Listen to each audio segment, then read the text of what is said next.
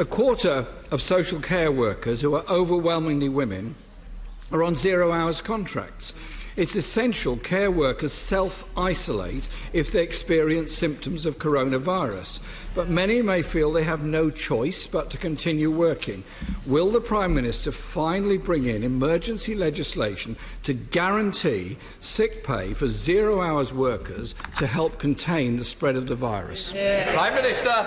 Well, Mr. Speaker, I know the whole House will wish to join the honourable gentleman, in wishing my honourable friend, the Minister for Mental Health, a speedy recovery. And I know, Mr. Speaker, that having talked to her, I know that she will make one. I know, Mr. Speaker, you issued a letter to everybody across the parliamentary estate. And as you say in your letter, Mr. Speaker, we will be guided by Public Health England in our response to this situation. And they are also providing guidance to honourable members and to their offices. And as the right honourable gentleman knows, in just a few minutes we will be hearing from my right honourable friend the Chancellor about what measures we are taking to protect everybody. As he knows, we've already brought forward statutory sick pay from day 4 to day 1. But for those who are on all types of contracts, we will ensure that they get the protection that they need, and nobody who does the right thing by staying at home is penalised. Corbyn. I hope that legislation comes rapidly, and it does guarantee that people don't have to make a choice between spreading the virus because they have to go to work or staying at home and self-isolate, as obviously they should do if they've got the symptoms. Can the Prime Minister explain why, according to a report by the Institute of Health Equity, life expectancy has gone down for the poorest women in our society? Prime Minister.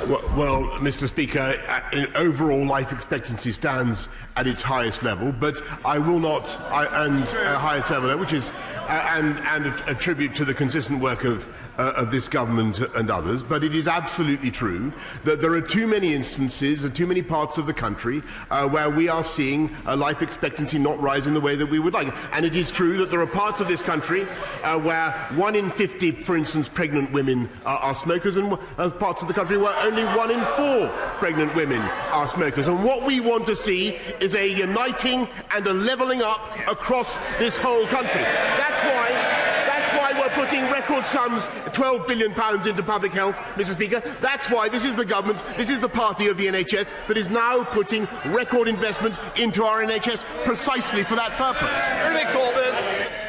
I don't think the Prime Minister answered my question.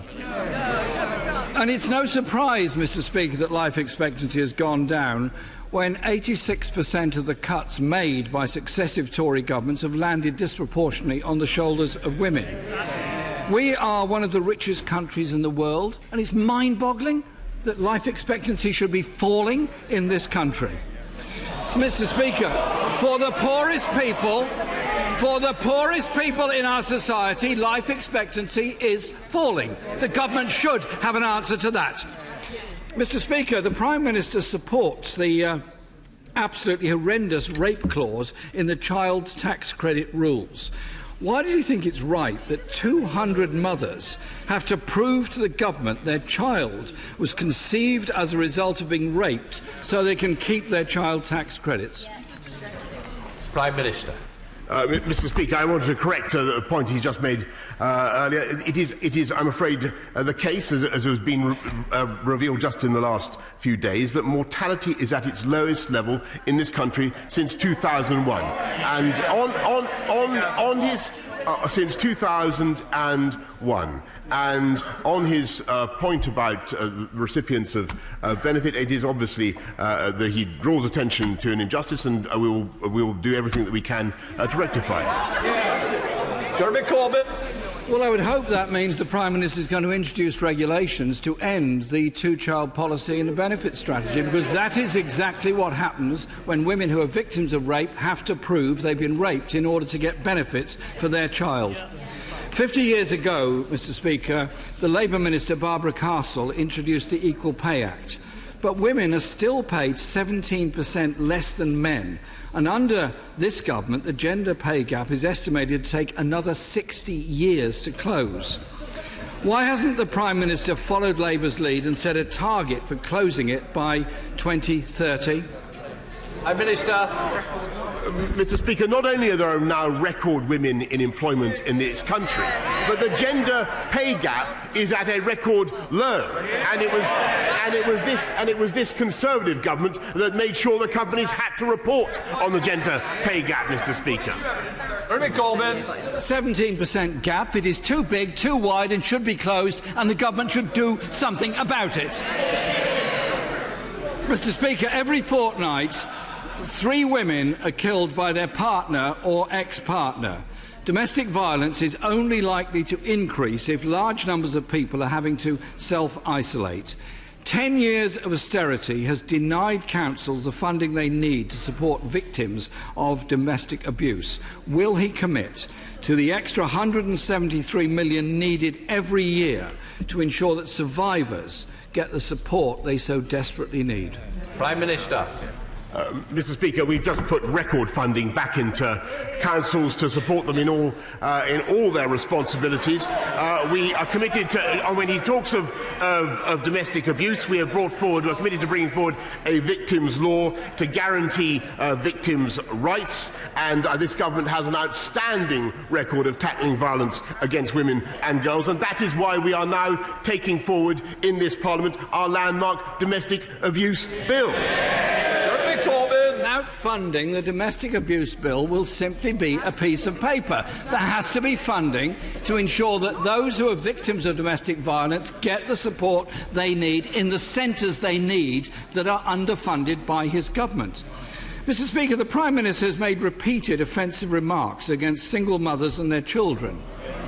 Yes, and he described them as ill-raised, ignorant, aggressive and illegitimate. Against Muslim women, saying they look like bank robbers. Against working women, suggesting the best way of dealing with advice from a female colleague is just to pat her on the bottom and send her on her way. Words have consequences.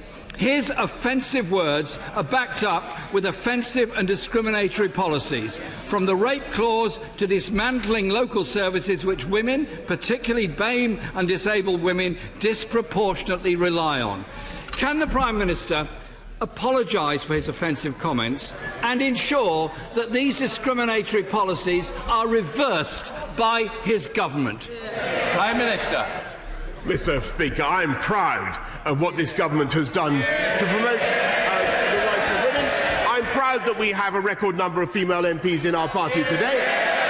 I'm proud that this is the only party that has produced 2 female, not 1 but 2 female Prime Ministers. And wouldn't it be an extraordinary and amazing thing, Mr. Speaker? Still waiting. Wouldn't it be an amazing thing if that party were to produce a female leader of their own? Don't hold your breath, Mr. Speaker. And I will take no lessons in sexism from a party where good female MPs are bullied out of their party. Just because they've had the guts to stand up against the climate of anti-Semitism in the Labour Party. The old Boris! Thank you very